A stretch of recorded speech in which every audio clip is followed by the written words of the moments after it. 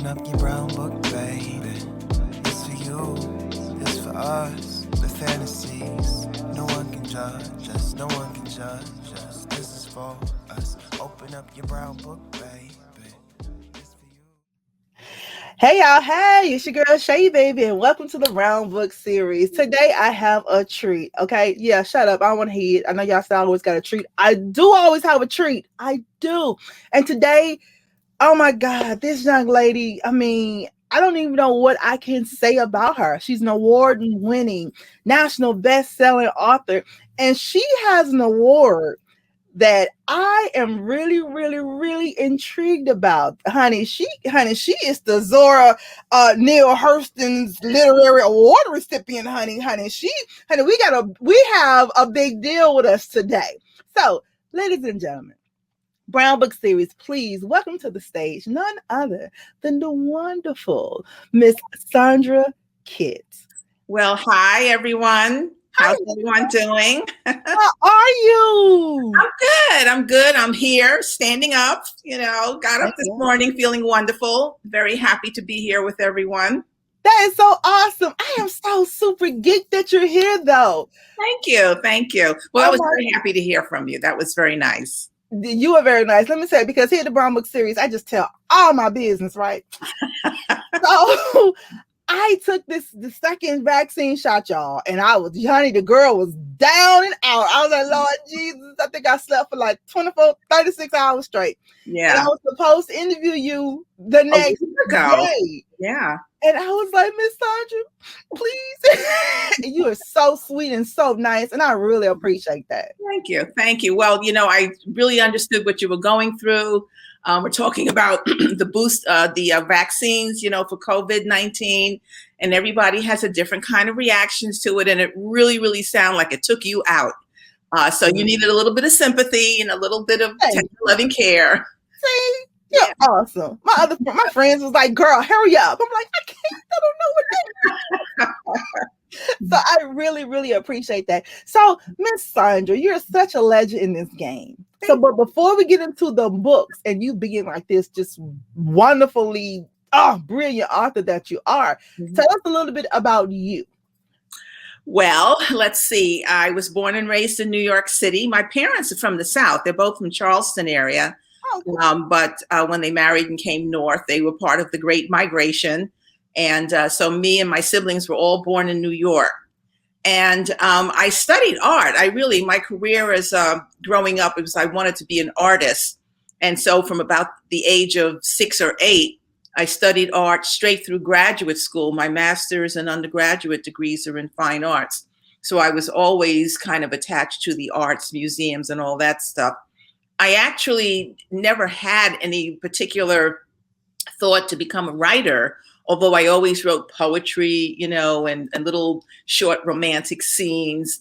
But I also never expected to become a librarian. And that's what happened to me after finishing graduate school, was that I began working at the American Museum of Natural History in New York.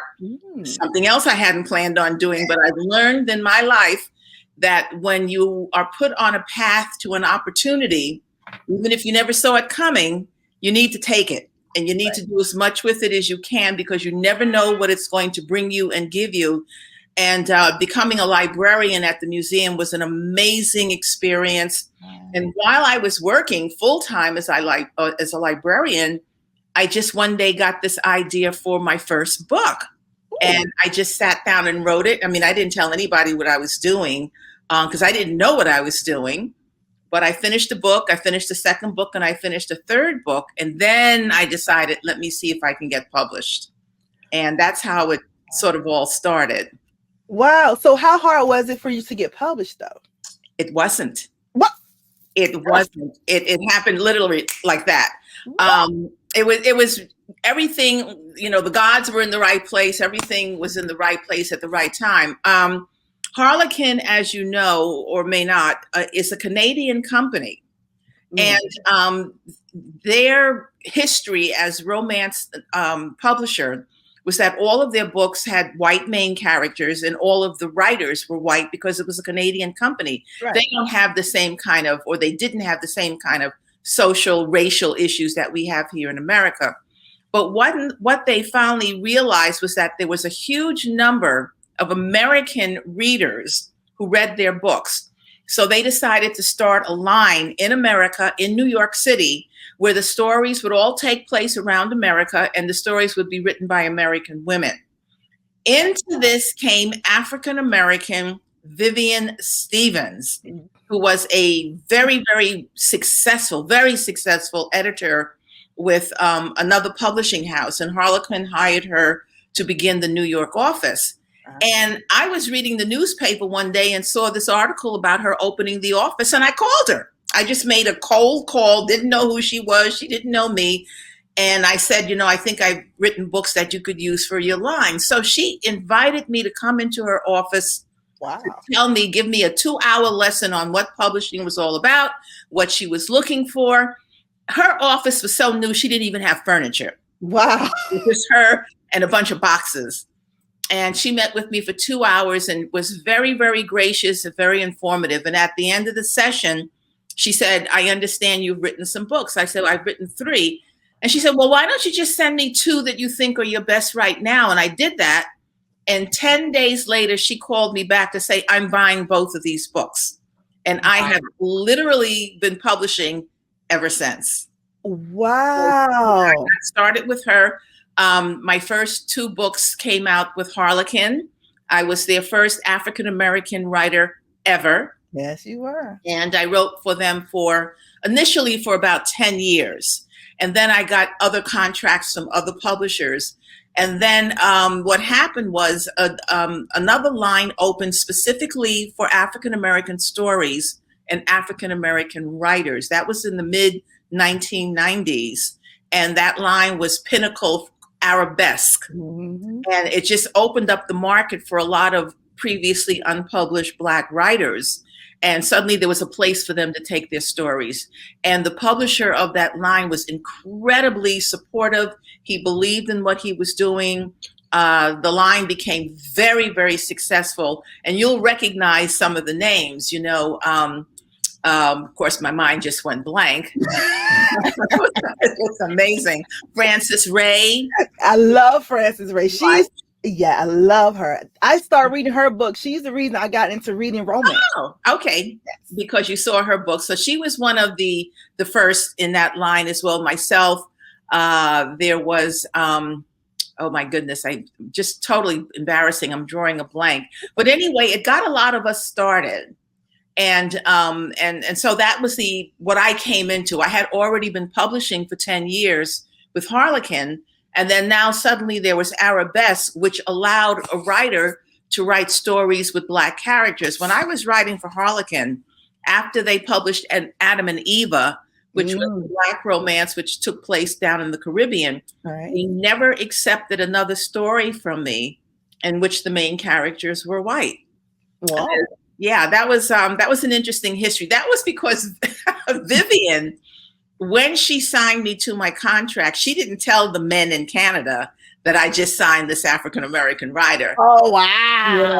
She just signed me. And to be honest, when they found out that I was African-American, they actually wanted to take back the contract. And she said, that's right. And she said no. She said no, because this is where we find out if this is really going to be a problem. This is where we find out whether or not these stories will sell, if the audience is there for them.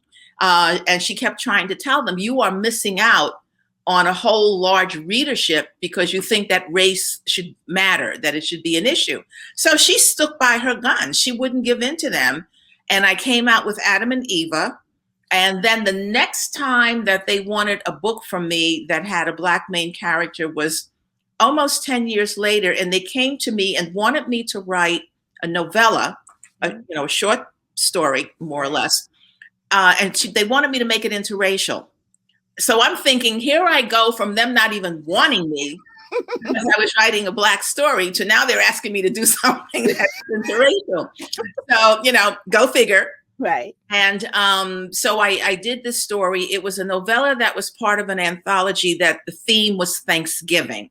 Oh. And my story was called Love is Thanks Enough. And it did very well, so that all of that was sort of like my early history. I was off and running. I arguably did the first Black romance for the industry with Color of Love, Right. Which came out in 1994. So I've been around the block. Color of Love was made into a movie, correct? No, it hasn't been, although it was optioned twice years ago. Yeah, it was optioned by HBO for the first time, and the second time by Lifetime. Back then, it was called Lifetime for Women.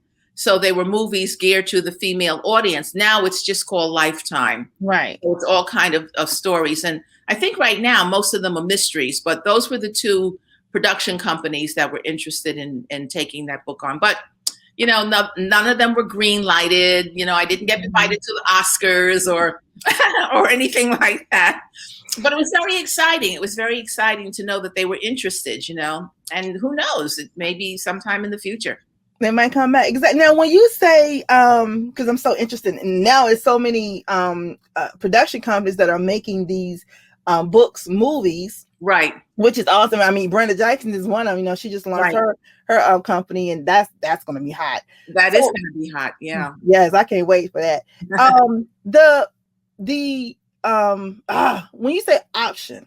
Yeah. So that means they just like your movies, they're interested in it. Yeah. Like, what can cause it to be like not green lighted?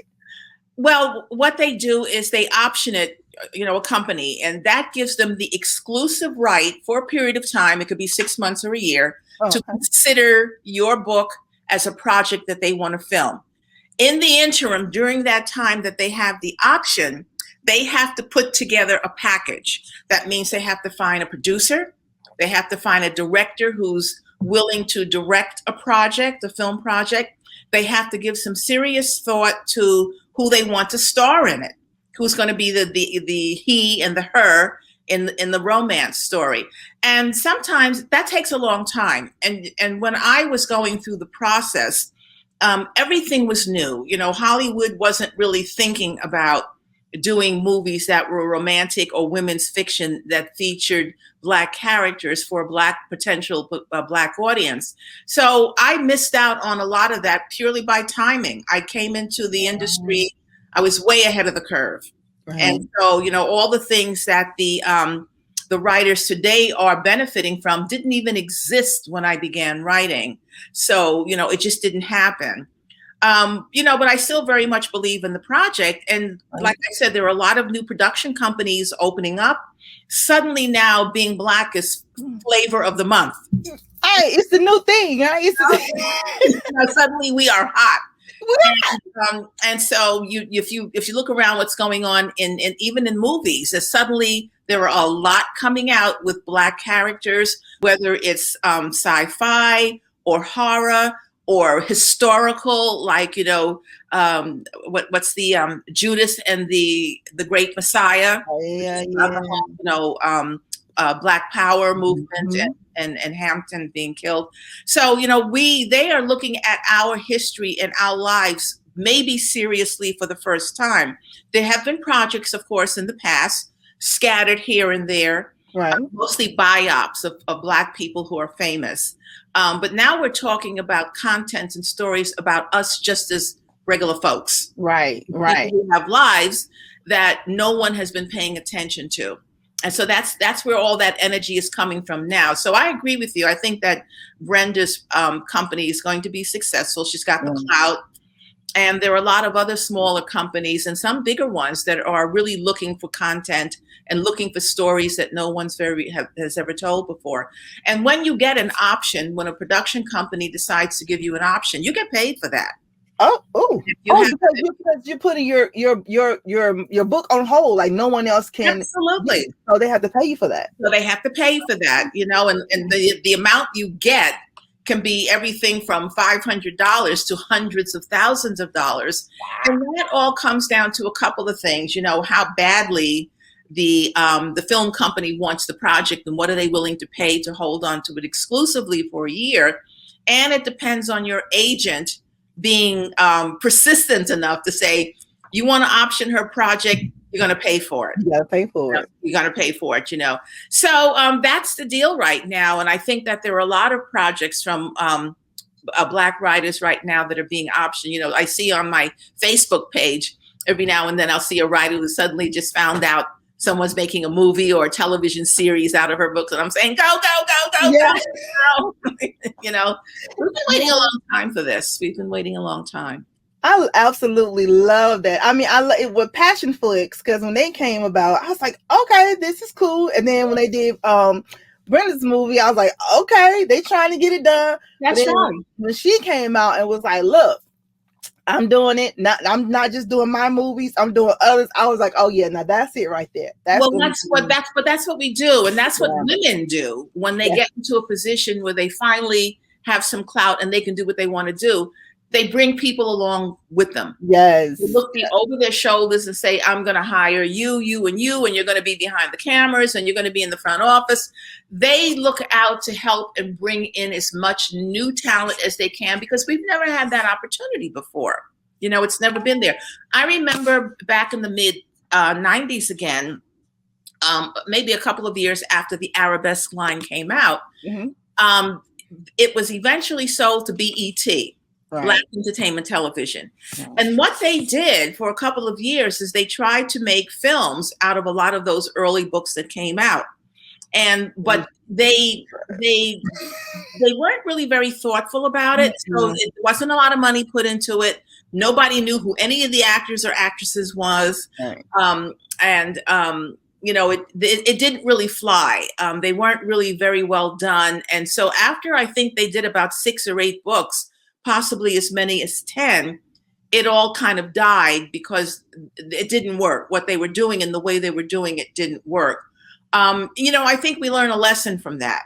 I mean, where we are now with the new people who are trying to think of how do we do this the right way? We have the audience. The audience is there. Yes. We have the talent. We have huge, huge talent in the pool that you can draw in to be in these stories. So I think that the attempts from this point moving forward are going to be much, much more successful.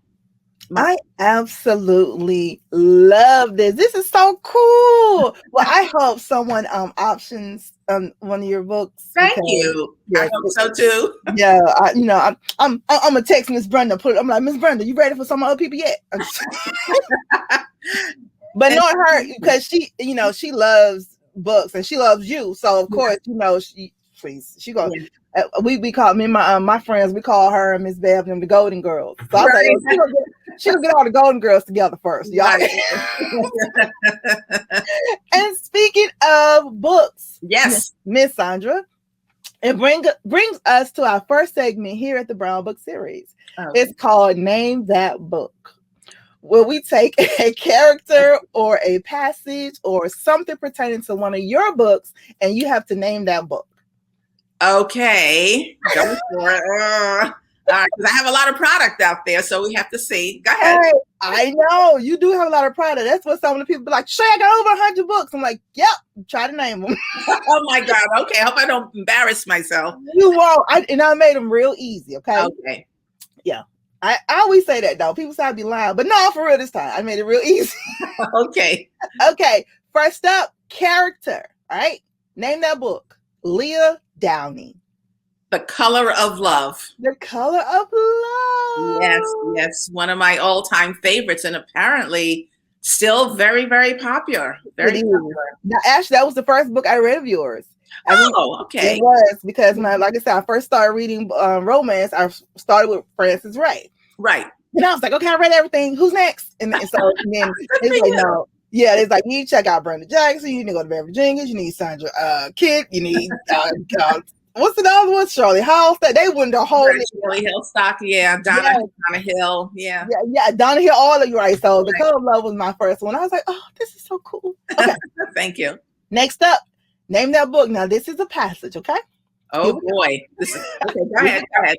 He was clean shaven, but wore wireless rimmed glasses that seemed almost invisible on his chiseled, squared face. Oh my goodness. She opened the door and he was standing there looking all sexy. Okay, so that could either be a novella I wrote called Love Changes Everything, or because I'm trying to think of all the stories where the guy wore glasses. Yes. Um, He was medium brown. He was tall. He had broad shoulders. okay, I'm gonna have to stick with Love Changes Everything because I can't think of another. Oh, I'll stick with that. Love Changes. Okay, final answer. That's the final answer. For all we know. Oh, wow, that goes really back. That really does go back. I know. Okay, all right. Yes. I missed that. Yes, for all we know. Okay, here's another one. Okay. This one you're gonna get. I keep saying that right now. You're gonna get it. All right. Okay, so this is like a synopsis from the book. Okay. Of the book of what the book is. All right. Okay. Here we go. She had counted on her income from a New York City's dance troupe to help finance her younger sister's training at the world's finest ballet academy. Rites of Spring. Rites of Spring! Yay! Now, was this your first book? That was the first one that was published by Harlequin. And it didn't, the main characters were not white, but the secondary characters were African American. And you saw them throughout the entire book. They were very important to the story. And then after Rites of Spring, same year, Adam and Eva came out. Exactly. See, you're doing great. Okay, last one. Okay. And this is real easy because this is the reason why we're here today. Character, Jean Travis. Oh, that's an easy one. That's from my latest book. That's from Winner Takes All. Your latest novel, Winner Takes All. Oh my God. Now, you see, Miss Sandra. Okay, because I was like, okay, first of all, reading the book and everything, and Patrick he done won the lottery, and I was like, Lord, what's about to happen? Like, and I kind of felt for her because I was like, she trying to holler at him now. He gonna think she want his bunny. It was a mess. So can you tell us a little bit about this novel without giving the whole spoiler? But a lot of people have read it already because me and my book club, we dissected it and talked about it. And I came up with different scenarios, the whole hoopla. Can you tell us a little bit about this book? Okay, well, Winner Takes All is the first book in a trilogy. Okay, so the trilogy is called The Millionaires Club. And the premise of the club is that the members are all multimillionaires, but they've gotten their money. It's not earned. They've gotten it through other means. And so I literally made a list of the many ways in which people can come into a lot of money. The obvious one, the first one, is they win the lottery. Right. That's the first thing you think of. And then I had to come up with two other ideas. So the premise is, as you know from having read the Winner Takes All, is that Patrick wins a boatload of money. I mean, it's just a ridiculous amount of money he won in a mega million. And he is almost embarrassed about having won so much money because his life is already successful. Right. So he is grappling with, what am I going to do with all of this money? Particularly now, he has people coming out of the woodwork after him, people he doesn't even know, family members, old colleagues in high school. Even I called him. I'm telling you. Did he answer you? Because he hasn't answered me either. I'm still waiting. You're still waiting? Right. But so Jean is someone that he knew in high school, but they were never involved in high school. They just really were very platonic friends. They got along really well, and he saw her as being a lot different than all the other girls in school who were constantly after him.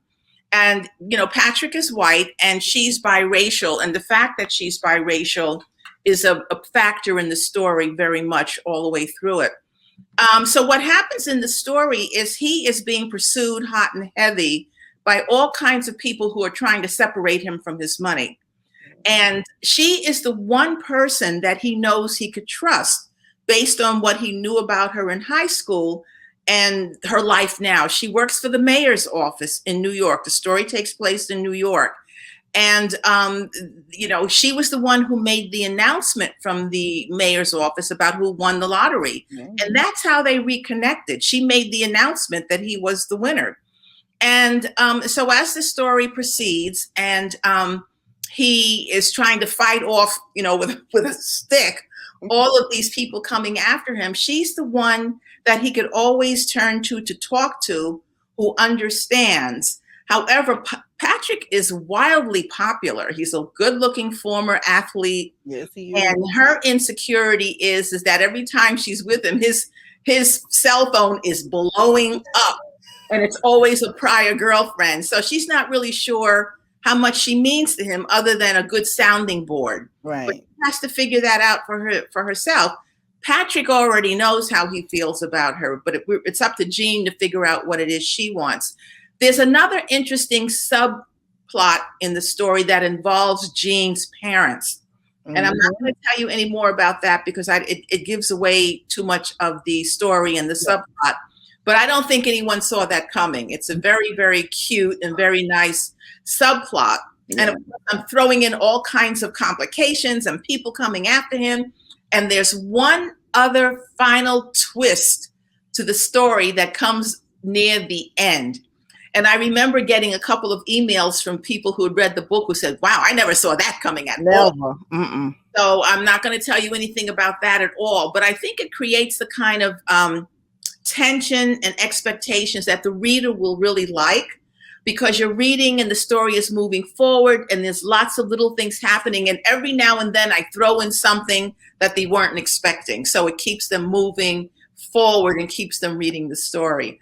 I like it. I think it's a fun story. It is. It really is a fun story. I was reading them too, like I said, in my little book club. We was like, what? We didn't see all this kind of. I said, oh, Miss Sandra got tricks. Okay.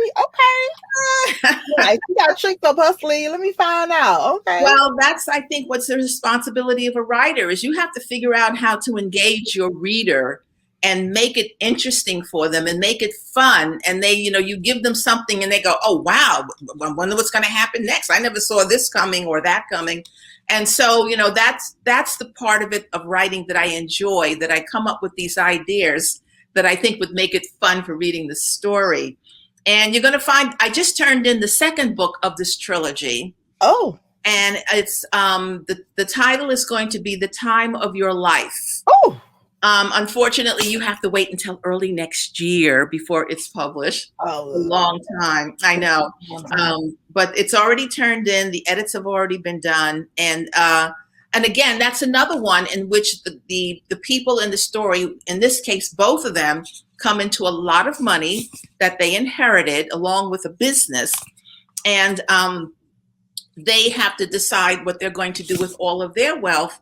And the hero in the second book is a journalist. He's a writer.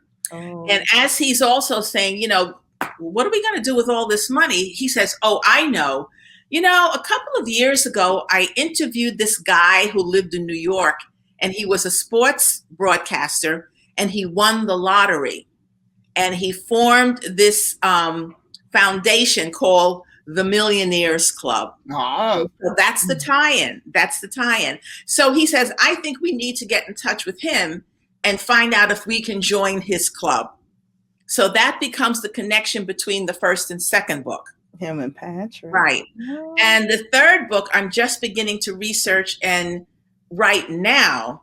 And the only thing I'll give up to you about the story is that the hero is an FBI agent. Oh, I love yeah, and that is it. That's all you get. Yes, ma'am. I'll take that. Okay. Oh my God. So I like this. This is perfect. It's a theme, and so the trick was to first of all tie the three books together through the club. But the other thing I had to do was I had to think of what are the ways that people come into a phenomenal amount of money that they didn't earn, that they did not earn. That's a lot. It is, so you have the lottery and you have inheritance. Right. But the other things is sometimes money is found. Wow. Sometimes you are running a business and someone buys you out. True. So you get all of this money because your business has sold. The other thing is you realize that you own something that maybe is very valuable. Right. So now you can auction it off and get all the money from that. So there are lots of different ways, if you think about it, that you can come into a lot of money that you didn't go out and work for. And of course, there is the old-fashioned way.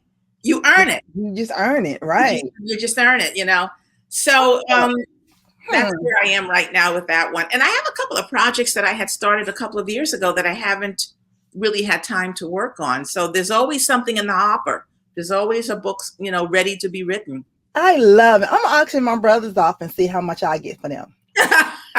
Okay, good luck. I think that'd be slavery though. But I'm just saying, like, I think my oldest brother, I think I get a little money for him. Okay. Good luck. That's all right. Okay, this is awesome. So this is bringing us to our next segment in the Brown Book series, Miss Sandra. Okay. Now, don't think I'm a bad girl, okay? It's called Who'd You Rather? Oh. Okay, I'm ready.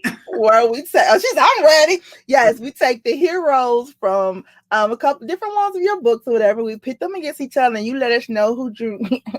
Okay. Which one I would like to, whatever. Yes, ma'am. One night only. Okay. That's it. We ain't trying to marry nobody. We ain't trying to do anything. We just trying to see. Have a good night. Have a good evening, Miss Sandra. That's all we want. Okay. Okay. Whew. Who'd you rather? Hal Cameron or Kevin Staten? Okay. Wow. I think Kevin. Okay.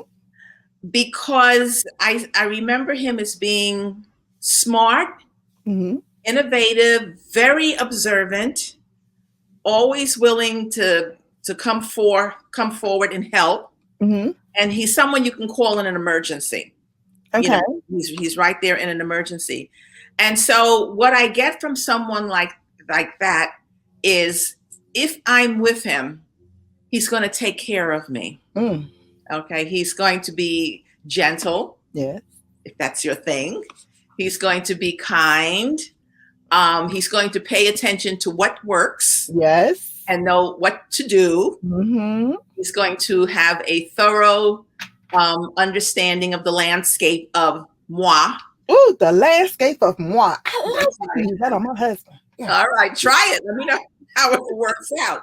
But he would be the one that I would feel most comfortable with and could abandon myself with, because he's going to be right there. He's going to be right there for me. I absolutely love. Okay, Kevin, it is. All right. Next up, who'd you rather? Morgan Baxter or Patterson Temple? I would say Morgan. He's a little bit more of a challenge because he is a businessman. He is an executive. And so he's clearly very, very smart, but he's also the kind of man who doesn't suffer fools lightly. He's very much take charge. He's tall. He's very masculine. Again, someone else that who's used to being in control. Yeah. And so I could get into that. Me too, Miss Sandra. Rolled for one night, Yeah, yes, me too. I was like, that night in the pins, we can go that morning. I'm cool with it. Yeah, you're looking at your clock. You say, okay, we got 6 more hours. What next? Yes. What next? Okay, last one. Okay. Who'd you rather? Hayden Calloway or Patrick Bennett? Okay. I have to confess that I think Patrick is absolutely adorable. Yes. I think he's just a very nice man. He's a good person. But I think I'd probably go for Hayden. Oh. Yeah. I think that Hayden would. I think that I would, and it's only because I remember Patrick more than I remember Hayden. Okay. I think that Patrick is incredibly romantic. He's very physical because he's good shape because he was an athlete. But I think that with Patrick, I would feel it was like, and then that's it. And that's just me. That's that's just me. So, and you have to understand also, I fall in love as I'm writing the stories. I fall in love with all my heroes. Right. And as a matter of fact, when I'm writing my books, it's the hero that I actually have in mind mostly. And then I pair him with a female that I think he could work with. But I always, for some reason in my mind, I always seem to develop the men first. So I fall in love with them all the time. So I think Patrick is adorable, and very physical, very romantic, and it could be fun. It could be great, great fun. But I'll let Jean have him. Okay. And just so him and Jean can do their thing for like a minute or two. Right. I love his name, Hayden Calloway. Well, that's another challenge is coming up with names for my main characters and subsidiary characters in the books. I literally have a notebook. And when I come across a name that sounds intriguing or fun, or maybe it's a very masculine name or a very sporty name, whatever the case may be, I keep a list of it because I never know when I'm going to need a name, and I'll go through it. And the names have to kind of resonate with me. You're reading all the names, and suddenly you hit one name and you go, oh, that's it. That's going to be his name. So I have all of this long list of all of these names. And Hayden, I don't know where I heard it first that I decided that that's a really good name for a hero, because it's different, first of all. It is very different. Patterson Temple is different too. Right. Well, Patterson, that's very funny. You won't remember this woman. Her name was Mildred Riley, or maybe you do. Mm-mm. Now, Mildred was one of the early Black writers who began writing in the late 80s, early 90s. I heard her name, though. Yes. Now that you said that, I'm like, okay, I have heard her name. Right. And Mildred's husband's name was Patterson. And I remember when I first met her, she was a lovely, lovely lady. She's deceased now, but she was just lovely. And I remember saying to her, I absolutely love your husband's names. It's okay if you tell him so, by the way. Tell him I love his name. And I said to her, one of these days, I'm going to write a book. And I promise you the hero is going to be named Patterson.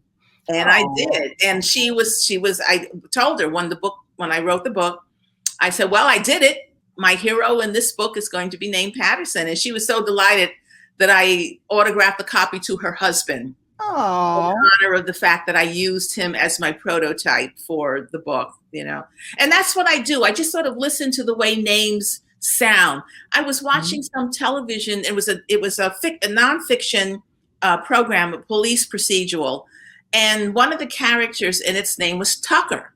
Mm. Now to me that sounds kind of Southern. Yeah, it sounds like a good old boy's name. Yes. Yeah. But I liked the sound of it, so I decided, okay, maybe the hero's name is not going to be Tucker. Maybe it's something else, but Tucker is a good nickname. Yeah. Okay, so that's what I did. I decided, I put it in my book. And next to it, I wrote parentheses, nickname. Nickname, right? And I do the same thing with women's names as well. I keep a list of women's names. I keep saying them to myself. I listen. How does it sound? This sounds like it's a good name for this particular character. Right. Until I hit upon it and find the right name that I don't. And I've had few occasions where I've started out writing a book where the characters have one name. And by the time I get halfway through the book, I realize it's not working for me anymore. And I have to find another name and change it in the story. And that happens occasionally. I love that. That is okay. I was reading a few books. I'm like, yo, these names are hot. They are hot. And then of course you when you describe how they look, I'm like, yeah, I can see that now. I can see his name matches the way he looks.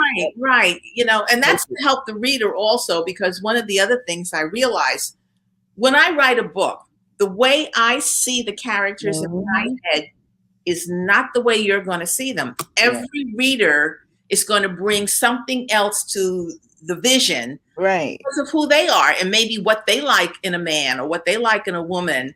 So you give them a character whose name is this, and this is how tall she is, and this is what her hair looks like. And suddenly already you are creating a woman in your head who looks like what you think the heroine should look like. Right. But it's not going to be what I see. It's going to be totally different. And that's okay. That's the intention, is that the reader brings their own, life to it. Yeah, because, honey, I bring all the kind of life to it. I'd be like, oof, she didn't write it like this, but in my head, is what happened. So, Miss Sandra. Yes. The Zora Neale Hurston Award. Yes. Girl, how you get that? Like, was that so? I mean, Zora Neale Hurston is just phenomenal for one thing. Like, right. She was just, I loved her. I mean, like I met her, but no, reading her stories and about her life and how did you get this award? What was going through your mind when you knew you was about to receive it? I was really totally surprised and shocked because it's not anything that I had applied for. Apparently, that's not the way the award works. You don't say, oh, there's a Zora Neale Hurston Award. I think I'm going to apply for it and see if I can get it. Right. I simply got a phone call one day from someone who was part of the selection committee. And I'll talk about that committee in a minute, who called me and said, we just want you to know that you are this year's recipient of the Zora Neale Hurston Literary Award. And I was thrilled because certainly I know who she was. Mm-hmm. I knew the caliber of her writing. I knew her reputation. Fast forward, almost a century, everybody knows who Zora Neale Hurston is, no matter what kind of a reader you are, the name. Right. So it was a tremendous honor for me.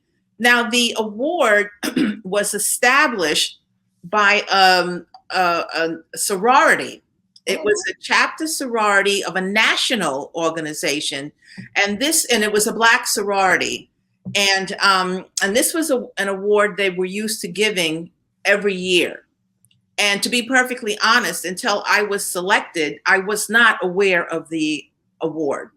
You can't be aware of all of them. They're just, there really are hundreds of them named after people or institutions or subject matter. Right. And so it was a total surprise to me when I was selected, but I was very proud and very, very pleased, that I had been selected.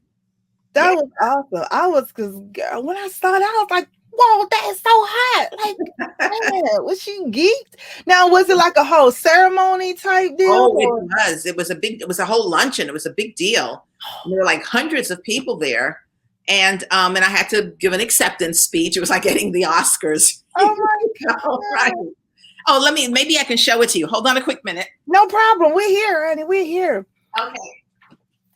Brown, what we're about to go and see. So here it is from my office. Now let's see how much of it you can see. And of course it's glass, so you can't really see through it. But it's Zora Neale Hurston Literary Award. Let me get my hand out of the way. Let me move this over.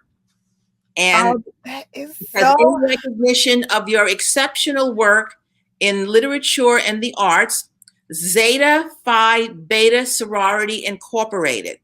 And this was in March 2010. And they held a luncheon and they made an official presentation. And I had to give a speech. And it was a wonderful, wonderful experience. I was really very, very pleased and proud of that.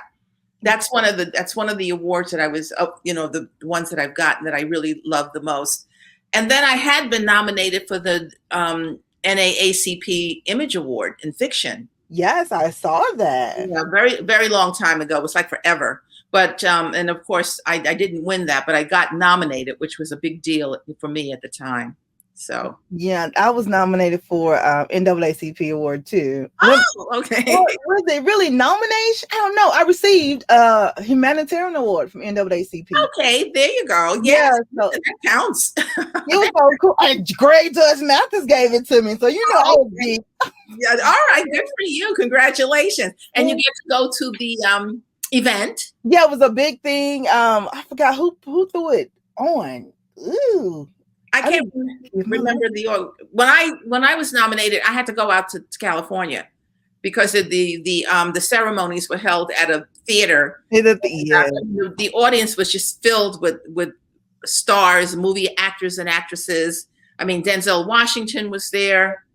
What? It wasn't Jamie Foxx. Who am I thinking of? but the audience was filled with actors and actresses, a lot of them from television, but some of them from the film industry in Hollywood. And that was very exciting, just being in the middle of all of that, you know? I know.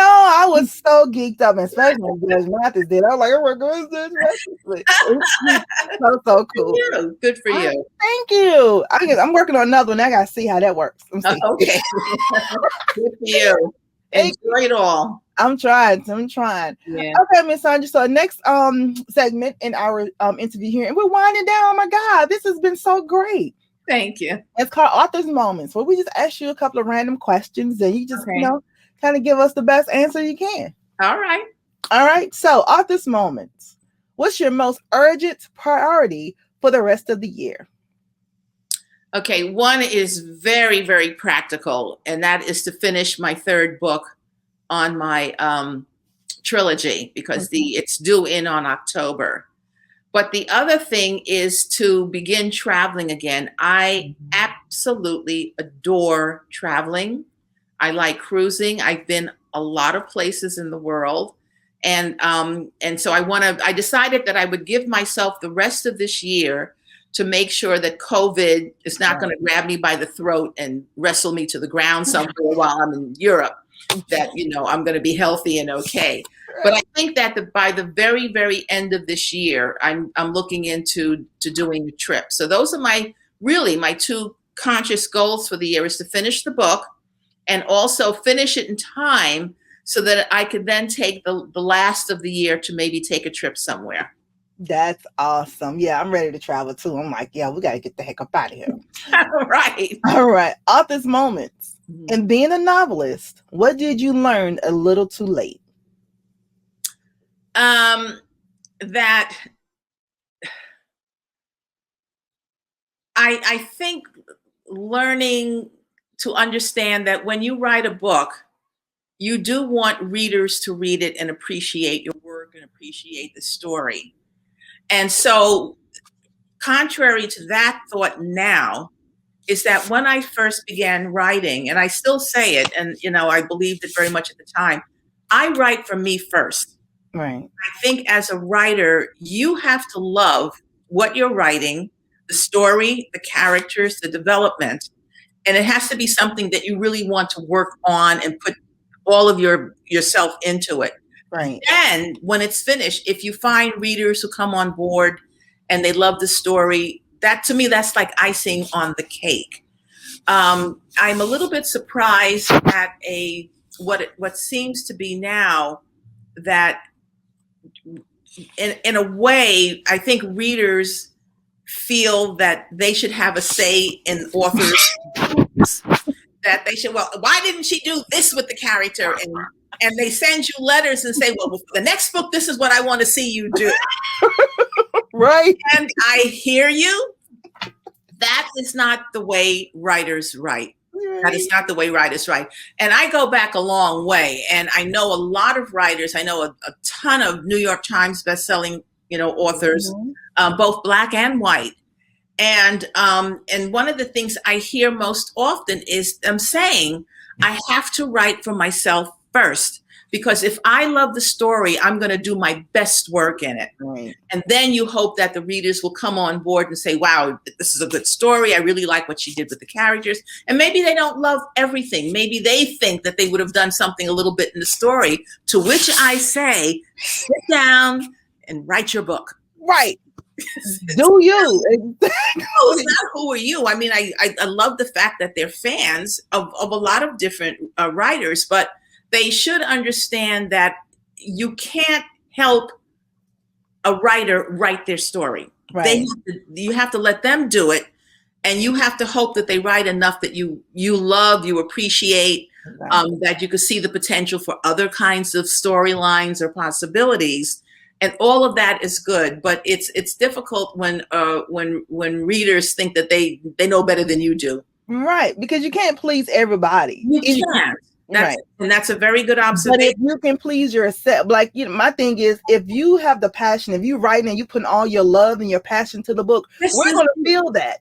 This is it. Yeah. You know, we're gonna accept it just how you gave. Like, okay, I get here's my baby, and I'm giving it out to the world, and we're gonna be like, oh my God, she took her time in this book. She poured her love and her heart into it. So right, you have to love it first. I have to love it first, and I have to hope that, you know, you as a reader or anyone as a reader will give it a fair chance. You know, read through the whole book and see if it hangs together. Does it make sense? Did it make you laugh? Did you really believe in the characters? Did it make you emotional at any point? Then I feel like I really succeeded as a writer. That is, I agree with you. Thank you. What would your pen name be if you could have a pen name? You know, it's so funny you should ask that question, because way, way, way back when I was first beginning to write, it used to be a standard in the industry, and they only did this with women writers, which was really weird. When you signed a contract with a publisher, they would say, what do you want your pen name to be? In other words, you didn't have an option of whether you were going to use your real name or not. You know, you had to choose a pen name. So when I was signing my first contract and they told me you have to have a pen name, I came up with the name of Bree Saunders. Oh, Bree Saunders. That sounds good. Yeah. Yeah. And I said, you know, I mean, it worked for me. You know, I thought I could live with it because I made it up, and that's. Then before I turned the contract in, they came back to me and they said, you know what? That doesn't matter. If you want to use your real name on the book, it's okay. And that made more sense to me because I want people to know who I am, and my name is part of who I am. Yes. So I would prefer not to have a pseudonym of, you know, another name on the books. I'd rather you know that my book, Sandra Kitt, I am really Sandra Kitt. Right. Yeah. I love it. I said, because my friends like, Shay, you should write a book. I said, I am, but I'm going to have a pseudonym because, you know.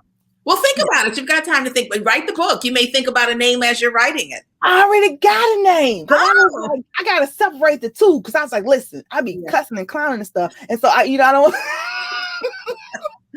I want the book to be totally different. Right. Yeah. Okay. Mess.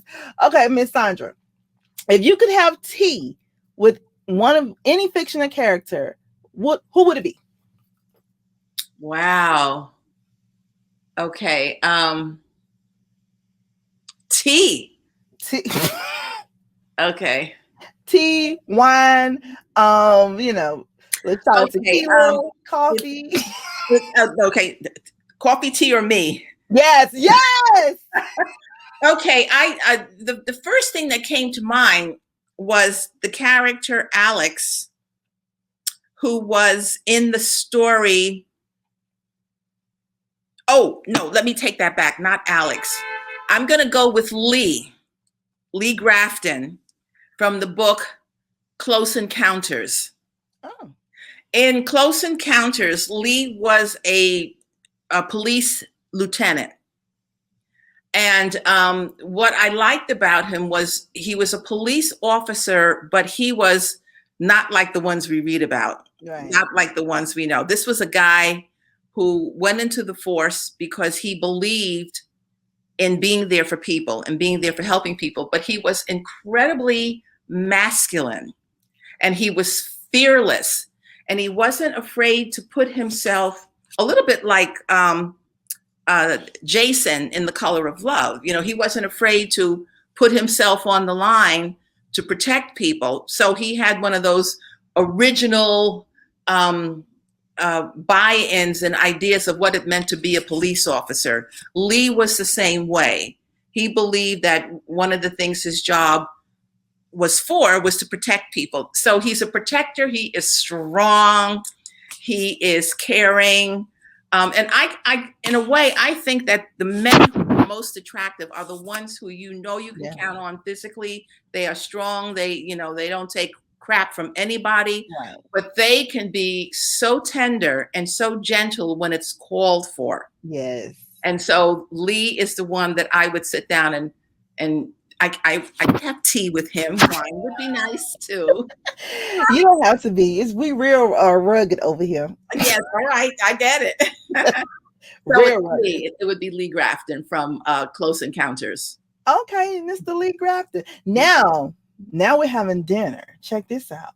If you were Ooh. hosting a dinner party and Oh could boy. invite 5 people from any era, who would it be? Dead or alive? Oh my goodness, that is a good question. Mm, And I know we're running out of time. Let me think. you're good. Frederick Douglass, Mm, because I think he was a phenomenal man, a phenomenal person. mm.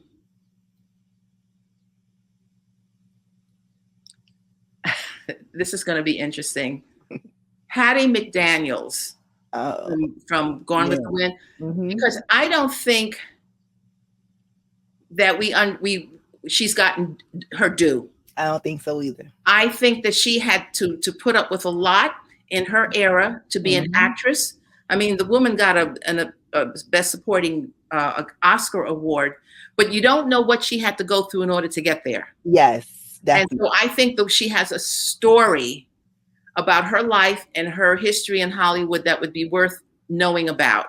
Right. And I think that she was probably much more militant and an advocate than that she's giving credit for. Right. So she would definitely be a second one. A third one would be, and this could be from any industry, any Yeah. Any era, any industry, dead or alive, Okay. anybody. I think Princess Diana, Prince Oh. Diana, because she was an unusual woman coming into the British dynasty. But I think about her and I think about her son, Harry, and Meghan, Mhm. and I would love to know what she thinks of her son's wife Yes. and the fact that she has a grandson who's biracial. Yeah. Okay, or so that would be my third one, and I'm mixing it up all over the place. Oh, your dinner table's gonna be hot. Okay. Yeah. So the fourth one would be, let me think. Oh boy. The fourth one would be, I would bring back Maya Angelou because she has been a little bit of everything. Yes. I mean, she's more than a writer. She was a producer. She was a director. She was a dancer.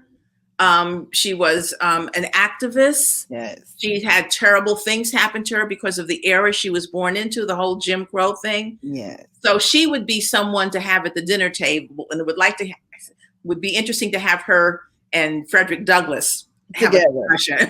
Right. That could be an interesting discussion. Right. But also because Princess Di is there. Yes. That would also be interesting because Frederick Douglass was biracial. Right. He was half Black.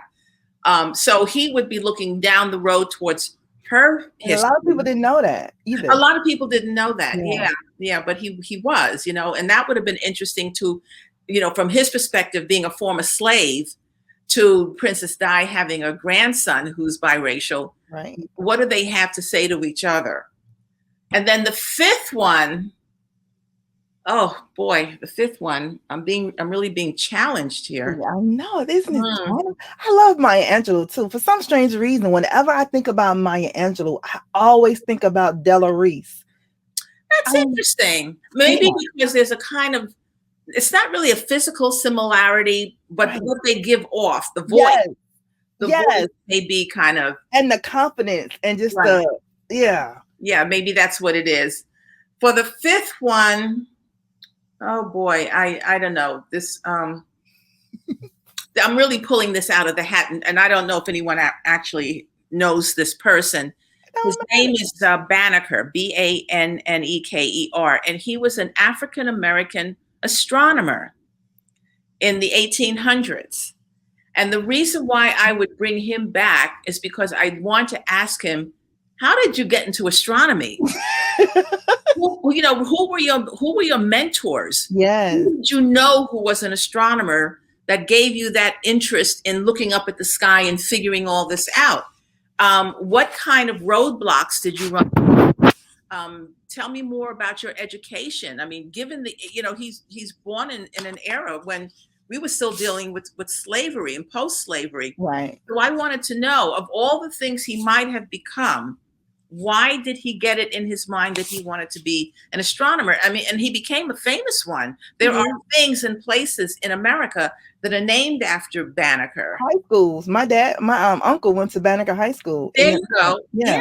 So he's an interesting character that even in terms of Black history, we should probably know more about, or he should probably get more of build a higher profile for him. So. Definitely. Look, your dinner table is gonna be lit, Miss Sandra. It's gonna be interesting. It's sort of here, there, and everywhere. It's all over the map. It's gonna be definitely interested. You know what? Oh my God, this brings us to the end of our interview, but we most definitely have to bring you back because there's so much I want to talk to you about. Your illustrations for the UNICEF. I want to talk about all that stuff. So you're gonna have to promise us that you're gonna come back.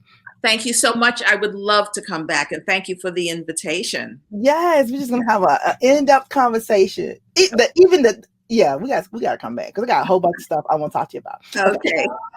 But before we ask our last question of the interview, please tell everyone where they can get in contact with you, where they can purchase your latest novel, and just all your social media handles. Okay, so first of all, if you'd like to write me. You can write me at Sandra Kitt. No, let me start that over. Write me at Sandra, Sandra, at Sandra Kitt, as one word, .com. Sandra at SandraKitt.com. You can go to my website to find out more about me and some of my past books. There's a little synopsis about many of them, and that's www.sandrakitt.com. I'm on Facebook. You're welcome to come onto Facebook. I won't recite the exact page, but just go to your own website page, Facebook page, and put in the search bar Sandra Kitt, author, and that will come up with my feed, and you can sort of read through it and see what I've been doing. In terms of buying a copy of the latest book, Winner Takes All, I would ask people to support Barnes & Noble. I know the temptation is to go to Amazon because you get a little bit of a discount and, you don't have to go anywhere. They'll mail it to you. But I'm concerned about the amount of power and control that Amazon has over almost everything that we buy. And I think that the stores like Barnes & Noble, if you have a small independent bookstore in your own town or community, they will order Winner Takes All for you. And then you could just go to the bookstore and pick it up. And that way you're supporting your own local business. But short of having an independent bookstore, try to find Barnes & Noble. Same thing, if they don't have a copy available, they will order it for you. And so that way we're spreading the wealth and supporting other parts of the community. But I'd love to hear from you. So I hope you will write and get in touch. Awesome. I absolutely love it. Okay, Miss Sandra, the last question of the interview. Okay. If you were writing a book about your life, what would the title be? This is interesting because I actually am thinking of doing that. It's going to be fictionalized. I have a very, very interesting family history. The title would be Her Mother's Daughter. Okay. And there's a reason for that I don't want to give too much away because it's a very, very complicated relationship between this mother and this daughter in this book. Right. And it speaks back to a lot of family secrets and things that are known and unknown. It speaks to conflict and love and neediness and history. And so I want to kind of explore that topic. And it is based on a lot of my own family history, although it's not an exact fictionalization of my family background and history. I've taken a couple of elements from my family history, familial relationships, parent-child relationships, and I've expanded it, or I'm thinking about expanding it into a much bigger story. Right now, the working title is Her Mother's Daughter. and it's a working title. It could change, but I kind of like that right now. I absolutely love that. Brown Book Series, please give a round of applause for Miss Sandra Kitt. Thank you. And thank you all for coming. This was great fun. Thank you, Shay, for inviting me. Thank you so much. Hold 1 second for me, Miss Sandra. Okay. All right, Brown Bookers, if you love that interview, and I know you did, please hit the like and subscribe button below. Everything in the description box will be below about Miss Sandra Kitt and where you can go and pick up her books and check out her website. Okay, y'all know the routine. 6 o'clock right here, Brown Book Series. 7 o'clock, Reese Ryan. You head over to Reese Ryan's channel, and Reese has authors. Oh my God, I had it last week, but y'all know the deal. Reese Ryan. Authors Encounter, authors behind the pages. It's something about some authors, but let me tell you, she do great interviews over there. Over here, we laugh and joke with all the shenanigans, but over there with Reese, it gets deep. And then at 8 o'clock, you put a little sexy sultry conversations. Iris Bolling with Iris Moments. So that's at Cruise Radio, okay? 6 o'clock right here, Brown Book Series. 7 o'clock, Reese Ryan. 8 o'clock, Iris Bolling for Iris Moments. We want to thank Miss Sandra Kitt again. And hey, you guys know the routine. I see y'all next week. Please be safe. Have a good one. Open up your brown book, baby. It's for you, it's for us. The fantasies, no one can judge us, no one can judge us. This is for us. Open up your brown book, baby.